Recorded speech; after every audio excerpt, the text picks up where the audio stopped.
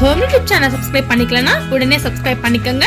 பக்கத்துல இருக்க பெல் பட்டனை கிளிக் பண்ணிக்கங்க. அப்பதான் நாங்க போடுற வீடியோஸ் உங்களுக்கு உடனுக்குடனே அப்டேட் ஆகும். வணக்கம். நம்ம இன்னைக்கு சிக்கன் ஃப்ராங்கி ரெசிபி பார்க்க போகிறோம். சிக்கன் ஃப்ராங்கி அப்படின்னா என்ன, சிக்கன் ரோல்னு சொல்லலாம், சிக்கன் ஃப்ராங்கின்னு சொல்லலாம். ரெஸ்டாரண்ட் ஸ்டைலில் வந்து நான் செய்ய போகிறேன். ரொம்ப டேஸ்ட்டாக இருக்கும், குழந்தைங்க எல்லோரும் விரும்பி சாப்பிடுவோம். அதுக்கு என்னென்ன தேவை அப்படின்னா, இது வந்துட்டு 1/4 கிலோ சிக்கனை வாங்கி இது மாதிரி குட்டி குட்டி பீசஸை நறுக்கி வச்சுருக்கேன். அதுக்கு வந்து 1/4 கிலோ சிக்கனுக்கு 2 பெரிய வெங்காயத்தை வந்து பொடிசாக நறுக்கி வச்சுருக்கேன். அப்புறம் வந்து 2 தக்காளி, கொஞ்சோண்டு மல்லித்தலை. இது வந்து இஞ்சி பூண்டு பேஸ்ட் நான் வந்து 2 டீஸ்பூன் போடுவேன். இது வந்து இது என்னென்னா 500 கிராம், அதாவது 1/2 கிலோ மைதா மாவு, 250 கிராம் கோதுமை மாவு. அப்புறம் அது வந்து இது வந்து சிக்கன் அந்த ஃப்ராங்கி ஸ்டஃப் செய்கிறதுக்கு. அப்புறம் வந்து இது வந்து மசாலா செய்கிறதுக்கு வந்து மஞ்சள் தூள், மிளகாத்தூள். இது வந்து சாட் மசாலா இருந்தால் சாட் மசாலா நீங்கள் போட்டுக்கலாம். இது வந்து கரம் மசாலா. இது எல்லாத்துலேயுமே நான் ஒவ்வொரு டீஸ்பூன் போடுவேன். உப்பு தேவைக்கேற்ப, வாட்டர்.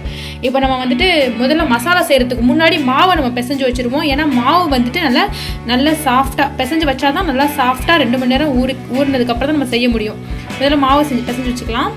இப்போ மைதா மாவு, இந்த மைதா மாவில் இப்போ நான் கோதுமை மாவை சேர்த்துட்டு உப்பு தேவைக்கேற்ப, அதாவது நான் வந்து 2 டீஸ்பூன் போடுறேன், நீங்கள் தேவைக்கேற்ப போடுங்க. இந்த ஸ்டஃப் வந்து கொஞ்சம் நேரம் ஊறணும். ஸோ நம்ம 2 மணி நேரத்துக்கு முன்னாடியே செஞ்சு வைக்கணும். இப்போ எல்லாத்தையும் ஒன்றா மிக்ஸ் பண்ணி கொஞ்சமாக தண்ணி சேர்த்து சப்பாத்தி மாவு பக்குவத்துக்கு பிசைஞ்சுக்கோங்க. தண்ணி வந்து பார்த்து சேர்த்து சப்பாத்தி மாவு பக்குவத்துக்கு பிசைஞ்சுக்கோங்க.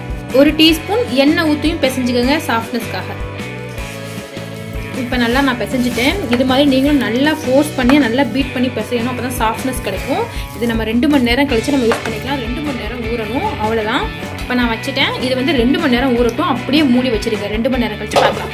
அது 2 மணி நேரம் ஊறுறதுக்கு அதில் நம்ம மசாலா இது பண்ணிடலாம். ஒரு பேன் அடுப்பில் வச்சுக்கோங்க. நல்லா பேன் ஹீட் ஆனதோட ஆயில் வந்து நான் 4 டீஸ்பூன் சேர்க்குறேன். ஆயில் சேர்த்துருங்க.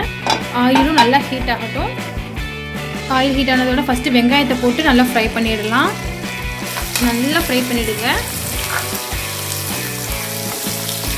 இப்போ நம்ம மஞ்சள் தூள், அதாவது மசாலா வச்சுருக்க மசாலா எல்லாத்துலேயும் ஒவ்வொரு டீஸ்பூன், மஞ்சள் தூள் 1 டீஸ்பூன், மிளகாய் தூள் வந்து 2 டீஸ்பூன் போட்டுக்கோங்க. இஞ்சி பூண்டு பேஸ்ட் வந்து 2 டீஸ்பூன் போட்டுக்கோங்க.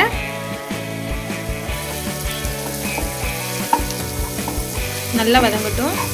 எண்ணெயில் எல்லாம் படுற மாதிரி நல்லா வதங்கட்டும். இப்போ வந்து கரம் மசாலா தூள் வந்து 2 டீஸ்பூன் போட்டுக்கோங்க. எல்லாத்தையும் நல்லா வதக்கிடுங்க. நல்லா ஒன்று சேர்க்க வதக்கிடுங்க. இப்படி நல்லா வதங்கிடுச்சு. இப்போ நம்ம வந்து தக்காளி சேர்த்துடலாம். இந்த பக்குவத்தில் தான் தக்காளி சேர்க்கணும். தக்காளி சேர்த்துடுங்க. இப்போ வந்து இதையுமே ஒன்று சேர்க்க நல்லா வதக்கிடுங்க. நல்லா எல்லாமே ஃப்ரை ஆகட்டும் எண்ணெயில். சிக்கன் ஃப்ராங்கிக்கு வந்துட்டு இப்படி தான் செய்யணும். ரெஸ்டாரண்ட் ஸ்டைல் தான் இது. இது ரொம்ப டேஸ்ட்டாக இருக்கும். இதே மாதிரி மெத்தடில் நீங்களும் வந்து இந்த மசாலா ப்ரிப்பேர் பண்ணி சிக்கன் ஃப்ராங்கி ஸ்டஃப் செஞ்சு நீங்கள் வச்சு சாப்பிட்டு ரொம்ப ருசியாக இருக்கும். இப்போ நம்ம வந்து சிக்கன் சேர்த்துடலாம். இது நல்லா ஃப்ரை ஆகிடுச்சு, வதங்கிடுச்சு. இப்போ நம்ம அந்த சிக்கனை வந்து இங்கே பாருங்கள், குட்டி குட்டி பீசஸ் நான் காமிக்கிறேன் பாருங்கள். இது மாதிரி குட்டி குட்டி பீசஸாக தான் இருக்கணும். ஏன்னா நம்ம ஸ்டஃப்பில் வைக்கும் போது நமக்கு வந்து குட்டி குட்டி பீசஸாக இருந்தால் தான் நல்லாவும் இருக்கும் சாப்பிட்றதுக்கு. இப்போ சிக்கனை போட்டு நல்லா ஃப்ரை பண்ணிடலாம். இப்போ வந்து சிக்கன் பீசஸ் வந்து நல்லா அந்த மசாலாவில் வந்து படுற மாதிரி ஃபுல்லாக நல்லா வதக்கிடுங்க. ஃபுல்லாக நல்லா எண்ணெயில் படுற மாதிரி வதக்கிடுங்க. இப்போ நம்ம சால்ட்டு சேர்த்துடலாம். நான் சால்ட் வந்து 3 டீஸ்பூன் போடுறேன். நீங்கள் தேவைக்கேற்ப சேர்த்துருங்க. போட்டு எல்லாத்தையும் ஒன்றா இது பண்ணிடுங்க. இதுக்கு வந்து தண்ணி ஊற்றணும்னு அவசியம் இல்லை. ஏன்னா கொஞ்சம் ட்ரையாக தான் இருக்கணும். அப்போ தான் வந்து நல்லா இருக்கும்.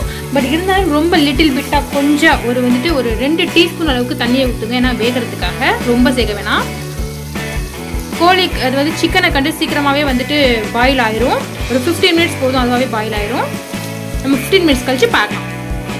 சாரி, நான் வந்து சாட் மசாலா போட விட்டுட்டேன். சாட் மசாலாவும் 1 டீஸ்பூன் போட்டுக்கோங்க. சாட் மசாலா போடலைனாலும் பரவாயில்ல, 1 டீஸ்பூன் போட்டு இப்போ ஃபுல்லாக வதக்கிடுங்க.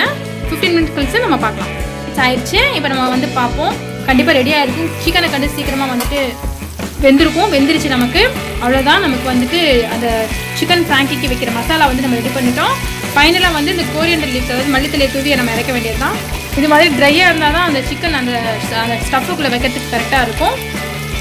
ஓகே, நம்ம வந்துட்டு நம்ம சிக்கன் ஃப்ராங்கிக்கு உள்ளே வைக்கிற மசாலா நம்ம ரெடி பண்ணிட்டோம். அவ்வளோதான். இப்போ நம்ம அடுப்பை ஆஃப் பண்ணிடலாம். இப்போ நம்ம வந்துட்டு அந்த சிக்கன் ஓகே, நம்ம அங்கே வந்து மாவு வந்து ஊறிட்டுருக்கு. இப்போ நம்ம வந்து சப்பாத்தி மாதிரி போட்டு நம்ம சிக்கன் ஃப்ராங்கி ரெடி பண்ண வேண்டியது தான்.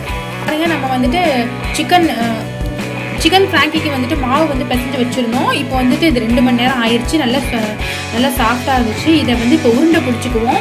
இதை எப்படின்னா நம்ம வந்துட்டு நல்ல பெரிய உருண்டையாக பிடிக்கணும். ஏன்னா பெருசாக வந்துட்டு நம்ம வந்துட்டு மாவு வந்து தேய்க்கிறதுனால ஸோ இது மாதிரி பிச்சு இப்போ நான் வச்சுருக்க மாவுக்கு இப்படி ஒரு 6 உருண்டை நம்ம வந்து எடுக்கலாம். 6 உருண்டை பிடிச்சி வச்சுக்கோங்க. இப்போ நான் உருண்டை பிடிச்சி வச்சுருக்கேன். இங்கே பாருங்கள், இது மாதிரி கொஞ்சம் பெருசாக பிடிச்சிக்கோங்க. ஏன்னா உள்ள ஸ்டஃப் வச்சு நம்ம ரோல் போடணும், சிக்கன் ரோல். ஸோ அதுக்காக பெருசாக பிடிச்சிக்கோங்க. இதுக்கு வந்து எக்கு தேவை, திரும்ப சால்ட்டு தேவை, கொஞ்சம் ட்ரை மாவு எடுத்து வச்சுருக்கேன். ஏன்னா நம்ம வந்து சப்பாத்தியை வந்து தீட்டும் போது நமக்கு கொஞ்சம் மாவு தேவை. இப்போ நாங்கள் வச்சுருந்த மாவுக்கு வந்துட்டு 8 பீசஸ் வந்திருக்கு. இப்போ முட்டையை உடைச்சி நம்ம ஊற்றிக்கலாம். ஒரு முட்டை வந்து நான் 4 முட்டை எடுத்திருக்கேன். முட்டையை உடைச்சி ஊற்றிக்கோங்க. இப்போ நான் முட்டை உடைச்சிட்டு ஊற்றிட்டேன். இப்போ லைட்டாக வந்து இந்த முட்டைக்கு ஏற்ற சால்ட்டு சேர்த்துக்குவோம், உப்பு. இதை நல்லா பீட் பண்ணிக்கணும். நல்லா பீட் பண்ணிவிடுங்க, அதாவது நல்லா அடிச்சுக்கோங்க. பீட்டர் இருந்தால் கூட யூஸ் பண்ணி பீட் பண்ணிடுங்க. ஓகே, இப்போ நான் பீட் பண்ணிட்டேன். இப்போ நம்ம வந்து சப்பாத்தி அதாவது எடுப்போம். சிக்கன் ஃப்ராங்கிக்கு வந்துட்டு எடுத்து இப்போ வைங்க. வச்சு இப்போ நம்ம சப்பாத்தி பக்குவத்தில் தேய்ங்க. கொஞ்சம் ட்ரை மாவு அப்ளை பண்ணிக்கோங்க. சப்பாத்தி பக்குவத்தில் நல்லா பெருசாக ரோல் பண்ணிடுங்க. நல்லா பெருசாக வந்து ஏன்னா நல்லா பெருசாக சுத்த வட்டமாக போட்டால் தான் நல்லா நமக்கு பெரிய சப்பாத்தி ரோல் கிடைக்கும். சிக்கன் ஃப்ராங்கிக்கு நமக்கு கிடைக்கும். இங்கே பாருங்கள், சப்பாத்தி கட்டையில் ஃபுல்லாக வந்து ரோல் பண்ணிடுங்க. நம்ம இப்போ எடுத்தது வந்து தோசைக்கல்லில் போட்டுடலாம். இப்போ போட்டதோட ஃபஸ்ட்டு ஆயில் ஊற்றிடுங்க. உடனே நீங்கள் அந்த பக்கம் டர்ன் பண்ணிடுங்க. நம்ம டர்ன் பண்ணியாச்சு. அது வந்து ஒரு 30 நொடிகள் வந்து வேகட்டும். இப்போ திரும்ப வந்து இந்த பக்கம் டர்ன் பண்ணிடுங்க. இப்போ நம்ம அடித்து வச்சுருக்க முட்டையை வந்து நம்ம அதில் சேர்க்க வேண்டியது தான். இங்கே பாருங்கள், நம்ம முட்டை நம்ம அடித்து வச்சுருக்கோம்ல, அதை வந்து இப்போ சேர்த்துடுங்க. போட்டு ஃபுல்லாக அப்ளை பண்ணிவிடுங்க. அப்ளை பண்ணிவிட்டு திரும்ப கொஞ்சம் ஆயில் சேர்த்துடணும். இப்போ கொஞ்சம் ஆயில் சேர்த்தணும் வேகிறதுக்கு. இப்போ வந்து திரும்ப டர்ன் பண்ணிவிடுங்க. ஏன்னா வேகணும்ல, அந்த பக்கம் வேகணும். ஸோ டர்ன் பண்ணிவிடுங்க. இப்போ நல்லா அந்த பக்கம் வேகணும். எப்படியும் 1 நிமிஷம் ஆகும், வேகட்டும். அவ்வளோதான், 2 பக்கமும் நல்லா வெந்துடுச்சு. இப்போ நம்ம இதை எடுத்துடலாம். இப்போ வந்து நம்ம வந்து செஞ்சு வச்சுருக்க சிக்கன் ஃப்ராங்கி மசாலா இருக்குது பார்த்தீங்களா? இந்த ஃப்ராங்கி மசாலா வந்து இதில் வச்சுக்க வேண்டியதான். நல்லா சுவை வாசனை மனமாக இருக்குது. இப்போ இந்த ஃப்ராங்கி மசாலா வச்சு நம்ம ரோல் பண்ணிட வேண்டியது தான். வச்சாச்சு, அவ்வளோதான். நம்ம ரோல் பண்ணிட வேண்டியது தான். அவ்வளோதான், நமக்கு சிக்கன் ஃப்ராங்கி ரெடி ஆயிடுச்சு. இது ரொம்ப டேஸ்ட்டாக இருக்கும். குழந்தைங்கள்லாம் வந்து விரும்பி சாப்பிடுவாங்க. இதுக்கு வந்து மயோனைஸ் சாஸ் தொட்டு சாப்பிட்டா நம்ம நிறையா சாப்பிட்லாம். ரொம்ப ருசியாக இருக்கும். சிக்கன் ஃப்ராங்கி செஞ்சு பாருங்கள். ரொம்ப ஈஸியானது தான். நான் ஈஸியான ரெஸ்டாரண்ட் ஸ்டைலில் சொல்லியிருக்கேன். சாப்பிட்டு எங்களுக்கு கமெண்ட்டில் உங்கள் கருத்தை சொல்லுங்கள். இந்த வீடியோ பிடிச்சிருந்துச்சுன்னா எங்கள் ஹோம் டிப்ஸ் சேனலுக்கு சப்ஸ்கிரைப் பண்ணுங்கள். தேங்க்யூ.